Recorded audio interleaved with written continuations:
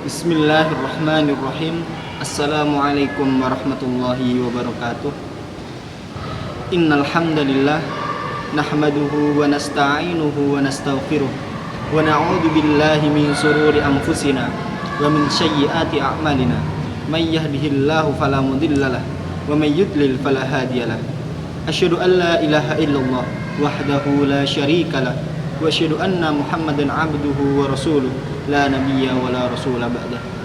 Qala Allah ta'ala fi kitabihil karim, ya ayyuhalladzina amanu taqullaha haqqa tuqatih wa la tamutunna illa wa antum muslimun. Wa qala ta'ala, ya ayyuhan nasu taqu rabbakum alladzi khalaqakum min nafsin wahidah wa khalaqa minha zawjaha wa basta minhuma rijalan katsiran wa nisaa'a wattaqullaha alladzi tasaaluna bihi wal arham innallaha kana 'alaikum raqiba. Amma ba'd. Ma'asyiral muslimin rahimakumullah. Pertama-tama, marilah kita senantiasa memanjatkan rasa puja beserta syukur atas kehadirat Allah Subhanahu wa taala yang telah melimpahkan rahmat, taufik beserta hidayahnya kepada kita semuanya yang menyaksikan kegiatan ini dengan keadaan sehat walafiat tanpa ada halangan suatu apapun. Kedua kalinya, salawat beriring salam tetap tercurahkan kepada junjungan kita Nabi Muhammad SAW yang telah membimbing kita dari zaman jahiliyah di mana kita tidak tahu mana hal yang hak dan mana hal yang batil, sehingga kita tembus di zaman Islamiyah, yaitu adinul Islam, zaman di mana kita bisa mengetahui mana hal yang hak dan mana hal yang batil. Ma'asyiral muslimin rahimakumullah. Di sini saya atas nama Muhammad Syahrul Ramadan akan menyampaikan sedikit kultum yang berjudul Ikhlas. Rasulullah Shallallahu Alaihi Wasallam bersabda, "Mana wa innamal a'malu binniyat wa innama likulli imri'in faman kanat hijratuhu ila Allahi wa rasulih fa hijratuhu ila Allahi wa rasulih wa man kanat hijratuhu lid-dunya yusibuha aw imra'atin yankihuha fa hijratuhu ila ma hajara ilaihi." Sesungguhnya segala amalan itu tidak lain tergantung pada niat, dan sesungguhnya tiap-tiap orang tidak lain akan memperoleh balasan dari apa yang diniatkannya. Barang siapa hijrahnya menuju keridhaan Allah dan Rasulnya, maka hijrahnya itu akan ke arah keridhaan Allah dan Rasulnya. Barang siapa hijrahnya kepada harta atau kemegahan dunia yang diharapkan, atau karena seseorang wanita yang ia inginkan, maka hijrahnya itu ke arah yang ditujunya. Hadis riwayat Bukhari Muslim. Bayangkan betapa sedihnya kita ketika segala amalan kebaikan yang kita lakukan di dunia ternyata nilainya nol di hadapan Allah Ta'ala. Betapa ruginya manusia ketika surga telah dipertontonkan di depan mata, lalu kuncinya tertinggal karena amal kebajikannya ternyata karena alasan duniawi saja. Kalau kunci cuma tertinggal di mobil seperti bos, betapa sulitnya masih bisa turun dari mobil untuk membuka pintu tersebut. Tetapi bagaimana kalau kunci itu tertinggal di dunia dan anak manusia itu telah kembali ke alam akhirat? Karena itulah Ibnu Qayyim berkata, amalan tanpa ikhlas dan tanpa mencontoh Rasulullah bagaikan musafir yang memenuhi kantongnya dengan pasir, dibawanya dalam keadaan berat namun tidak memberikan manfaat apapun.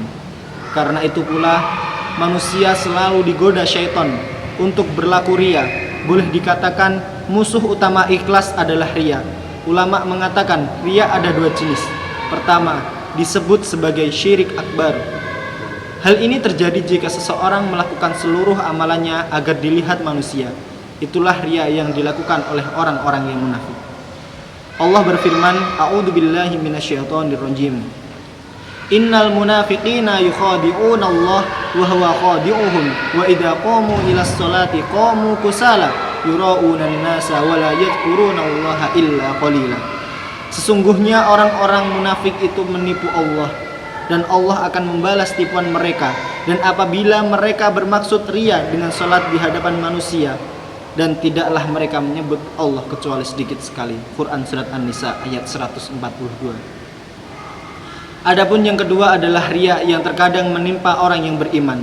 Sikap riya ini muncul dalam sebagian amal. Seseorang beramal karena Allah dan juga diniatkan untuk selain Allah. Riya seperti ini merupakan perbuatan syirik asghar. Penyakit riya dapat menjangkiti siapa saja, bahkan seorang yang alim sekalipun. Rasulullah berkata, sesuatu yang aku khawatirkan menimpa kalian adalah perbuatan syirik asghar. Ketika Rasulullah ditanya tentang maksudnya, beliau menjawab, contohnya adalah riya. Dalam hadis lain Rasulullah SAW berkata, maukah kalian kuberitahu tentang sesuatu yang menurutku lebih aku khawatirkan terhadap kalian daripada fitnah Dajjal? Para sahabat berkata, tentu saja. Beliau bersabda, syirik khafi yang tersembunyi, yaitu ketika seseorang berdiri mengajarkan sholat, dia perbagus sholatnya karena mengetahui ada orang lain yang memperhatikannya. Rasulullah menjelaskan bahwa riya termasuk syirik khafi yang samar dan tersembunyi. Hal ini karena riya terkait dengan niat dan ia termasuk amalan hati yang hanya diketahui oleh Allah Ta'ala. Tidak ada seorang pun yang mengetahui niat dan maksud seorang kecuali Allah semata. Mengingat sedemikian pentingnya menjauh dari riya agar ikhlas tetap terjaga, maka Rasulullah SAW mengajarkan sebuah doa untuk melindungi dari syirik besar maupun syirik kecil itu. Rasulullah SAW berkata, wahai sekalian manusia, jauhilah dosa syirik, karena syirik itu lebih samar daripada rayapan seekor semut. Seorang sahabat bertanya, ya Rasulullah, bagaimana kami dapat menjauhi dosa syirik sementara ia lebih samar daripada rayapan seekor semut? Rasulullah menjawab, ucapkanlah Allahumma inni a'udzubika an usyrika bika wa ana a'lam wa astaghfiruka lima lam a'lam. Ya Allah, aku berlindung kepadamu dari perbuatan syirik yang aku sadari, dan aku memohon ampun kepadamu atas dosa-dosa yang tidak aku ketahui.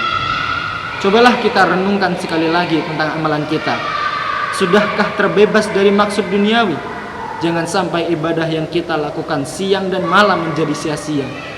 Jika kunci kantor tertinggal di mobil, seseorang dapat kembali mengambilnya. Namun jika kunci amalan kebaikan seseorang tertinggal di dunia, sementara dia telah kembali ke negeri akhirat, tak ada yang dapat mengembalikannya.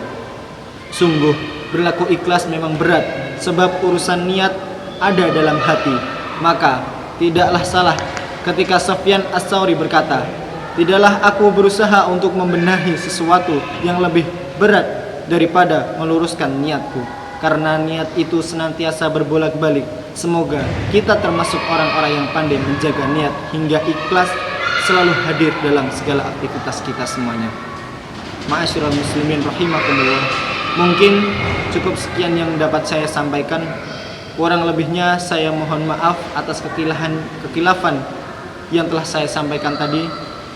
Sebelumnya saya mohon maaf dengan sebesar-besarnya. Nun wal qalami wa ma yasturun fastabiqul khairat. Assalamualaikum warahmatullahi wabarakatuh.